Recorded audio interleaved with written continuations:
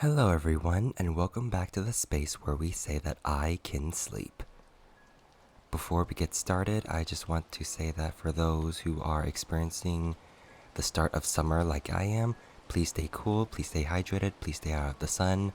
Just please take good care of yourselves, and for those who are not, y'all are so damn lucky. But as per usual, if you guys are enjoying these readings and would like for me to continue doing these readings, you can show your support by leaving me likes, leaving me comments, sharing my stuff, and even following me on my platforms like Spotify at iKenSleep, YouTube at iKenWin, TikTok at iKenWin, and Instagram at officially.iKenWin. Now let's start yet another ascension into Heaven Officials' Blessings. Chapter 35. QUELL YONG'AN, Crown Prince, enters the battlefield. Behind him, both Feng Xin and Mu Qing were in shock. "Your Highness!" they cried and immediately rushed out to stand guard next to him. However, the citizens on the Grand Avenue of Divine Might had already seen the young man in white who appeared right at the center of the main street. The protesters were broken up, but soon rallied, and a crowd of thousands soon surrounded Shilian. The first person spoke, unsure. My lord is His Highness the Crown Prince?" The second one was doubtful. "Didn't His Highness the Crown Prince ascend? He's no longer mortal. So why would he appear to us here?" The third one yelled. "It's him! 3 years ago at the Heavenly Ceremonial Procession, I saw him with my own eyes. It's His Highness the Crown Prince!" More and more people began to recognize the face of that martial god they worshipped day and night, and Shilian answered them slowly. "It is I. I have returned." The people went wild. "A god has descended! A god really descended! A divine being has returned to the mortal realm! Your Highness must have returned because you could no longer tolerate seeing us suffer the abuse of those thieves!" Many pressed on, full of hope. "Your Highness, will my lord lead us to drive out those YONG'AN interlopers? It's for certain, right? It must be so." After a pause, Shilian answered calmly. "I have returned to protect the kingdom of Shenle, to protect my people." Feng Xin and Mu Qing listened to him intently as they stood by his side, but they couldn't be sure what exactly those words meant. Yet the citizens whose minds were addled by hot blood interpreted them as they wished. As for Shilian, he had his own concerns. His heart was racing faster and faster, and he gritted his teeth. "Believe in me." He clenched his fists and cried, "Your belief will grant me greater power. With this power, I promise I will shield Shenle with my life and protect the common people. Please believe in me." The people had been waiting for this very moment. All they wanted was that pledge. They erupted in fervent cheers and kneeled to prostrate themselves in circles that fanned outward. "We will follow my lord to the ends of the earth. We'll follow, Your Highness. Protect Shenle." When the residents of the imperial capital heard that a god had descended upon them, they all poured out into the streets, if only to witness the sort of miracle that wouldn't appear even once in 1,000 years. Even the capital guards who had hurried over to address the chaos didn't dare to be impudent. They joined the prostrating crowd. The three of them were stuck in the middle of the main street, unable to move, and Feng Xin and Mu Qing tried to maintain order, shouting as they did so. "Don't push! Stop pushing!" However, they weren't very effective. Everyone wanted to jostle closer to His Highness the Crown Prince and touch even just a sleeve corner of this divine god from heaven, so some of His holiness would rub off on them. Finally, the king was alerted, and it took several generals leading fully armored soldiers to break up the fervent crowd. When everyone was gone, all that was left behind was dust-filled air and messy footprints littering the ground. Shilian noticed something, and he bent down to pick it up. It was a single flower. After being trampled by so many, it was almost the color of the dirt below. Only a few ripped petals remained, with just a little of their original purity peeking through. That faint fragrance didn't last. It soon dispersed. Now that he understood things a little better, when Shilian returned to the palace, his temper was much softer towards the king. In turn, the king was also far more agreeable toward him. Since they both took a step back, father and son established a tentative peace between them. As for the state preceptor, it seemed he already expected Shilian to descend, so he didn't comment much on the subject. In the past, Shilian had always believed that a nation shared one heart, and that in the face of a serious issue, everyone would undoubtedly follow the direction of the king. That was only natural. However, when he actually sat down to participate, he finally learned just how vexing the position of a king really was. At court, the officials were split into small factions, and each faction had its own plans. To come to an agreement on any one matter could take up to 7 days of endless debate. Every official in every faction proclaimed that they were working for the people, but one couldn't help but suspect that might not be entirely true. The officials were painfully slow at finding a consensus on how to deal with the YONG'AN refugees camping outside the city, who had now officially rebelled. Some advocated for direct extermination, and if there wasn't good enough reason to do such a thing, they could simply fabricate excuses. But some disagreed with that plan. The revolt of YONG'AN began with a natural disaster, but the situation deteriorated through human action. That family of 3 who fell to their deaths at the city gates was the worst catalyst imaginable. The official who cut the rope would have been severely punished upon his return to the palace if his neck hadn't been snapped by Lang Ying.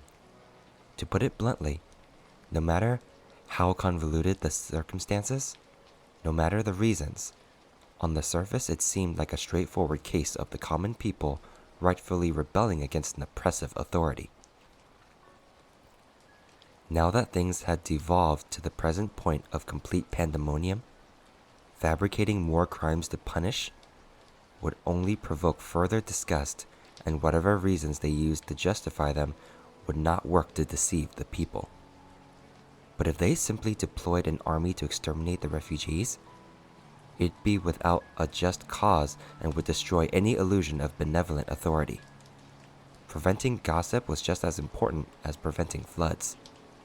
Once a reputation for insensible cruelty was established, not only would the government lose the trust of its people, nearby kingdoms could seize the opportunity to invade under the pretense of eradicating a great evil.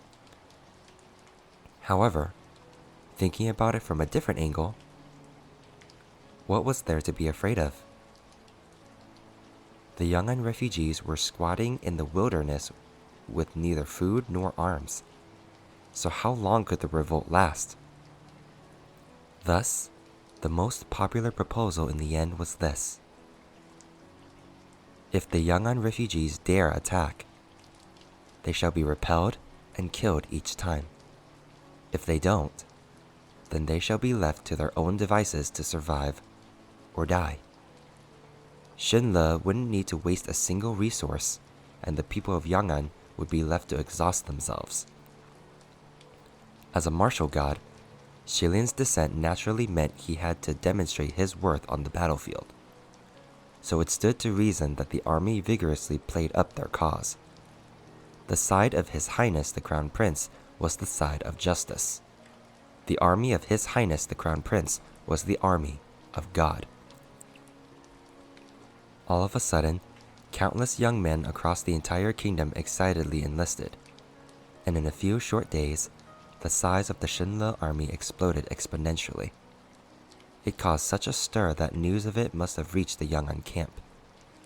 They had been regularly raiding in small groups, but suddenly everything stopped, as if they'd grown weary and were silently building their strength.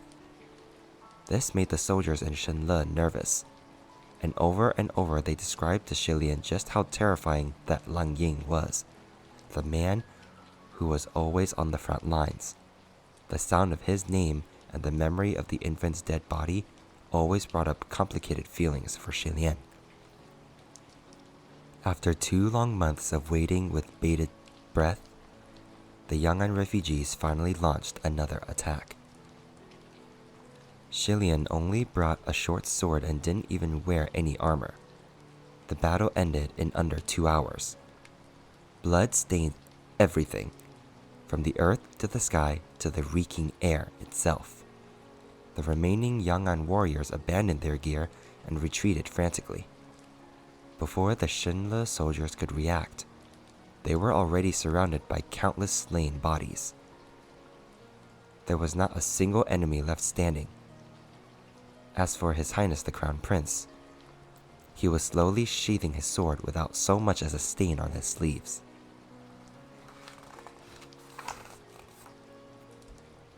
It was a moment before they could comprehend their own overwhelming victory. They jumped and raised their swords to the sky, screaming themselves hoarse in joy. That night, the Shinle soldiers held a victory feast atop the towers. It had been a long time since the soldiers had felt this proud and elated, and the cheers were endless as they raised their cups to praise His Highness the Crown Prince. However, Shi Lian rejected the wine, and he left the party to go to the far corner of the tower by himself, to feel the breeze and sober up. Even though he didn't drink a single cup of wine, he could still feel his heart burning, his face flushed with heat, and his fingertips trembling slightly. This was the first time in Shi Lian's life that he had killed, and the very first time, and he had killed thousands. Ants. The word kept appearing in his mind. Before his might, mortals fell with a single blow. He could destroy them with even a single light squeeze. It was so easy to steal another's life, just as that palace attendant had stomped on the ants. He had almost lost his heart for reverence in between the swings of his sword. Shi Lian leaned against the parapet and drew in a few deep breaths, shaking his head to shake off the noise. And he stared absent-mindedly at the flicker of sparks in the far mountains. Soon after, the sound of footfalls approached. Even without turning his head, he knew who it was. "Aren't you two going to go drink and celebrate a little?" Shi Lian asked.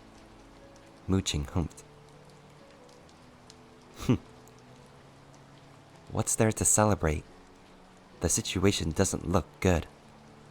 Hearing that, Shi Lian turned around. "You guys noticed too?" There really wasn't anything to be optimistic about. Even though they won this round, the truth was this attack was stronger than any previous YONG'AN attacks. Not only had their numbers increased, their formation, weapons, management, everything had improved significantly. Many of them were even dressed in armor. Although still simple and crude, it was obvious they already had the makings of a formal army. It was hard to believe they were actually outcast nobodies. Mu Qing crossed his arms and frowned. Extreme environments certainly force one to improve rapidly. But no matter how difficult the situation, you can't create resources out of nothing. Something's not right. Fang Shen was even more straightforward and said plainly, "They must have gotten reinforcements." Shilian nodded. "I don't believe that none of our soldiers noticed neither. I don't believe that none of our soldiers noticed either," Muqing added. "But they're still celebrating because they have you on their side. They believe it's a sure victory." Shilian didn't think much of it. "It's the first battle I was involved in, and we won. It's fine to let them enjoy a bit. Just think of it as improving morale." Though he hesitated briefly, Fang Shen still asked in the end, "Your Highness, you don't look so good. Are you still creating rain in YONG'AN?" "Yeah," Shilian replied. As expected, disapproval appeared on Muqing's face. "Excuse my bluntness, but it's pointless to create rain now. That's the real bottomless hole. Your Highness, even if the drought in YONG'AN could be entirely relieved, that crowd outside the city walls probably wouldn't back off."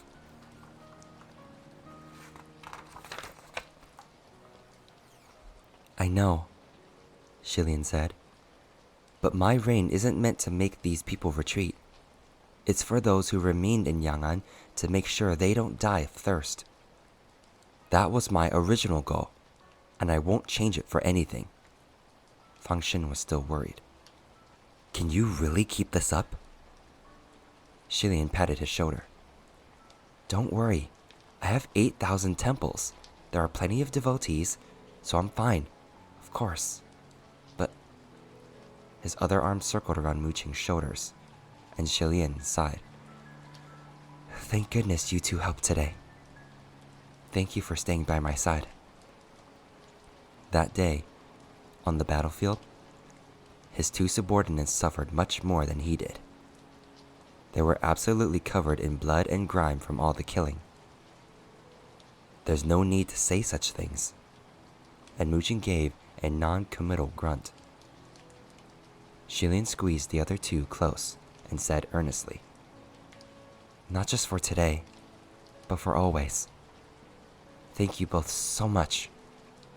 I hope the sight of the three of us standing tall and fighting together will inspire a story for the ages." A moment later, Fang Shen burst out laughing, while Muqing said incredulously, "How do you always say things with such shameless confidence? You really..." He shook his head. "Never mind." Shilian's lips finally curled up. But the smile didn't last long. He suddenly froze. "Who's there?" Shilian's sword was unsheathed. With a light flick of his blade, he plucked a shadow from the corner of the parapet. The person had been hiding in the corner for a long time, holding his breath, and had surprisingly gone unnoticed until now. Shilian had only intended to scare him by hanging him off the tip of his sword, but he had killed too aggressively on the battlefield that day.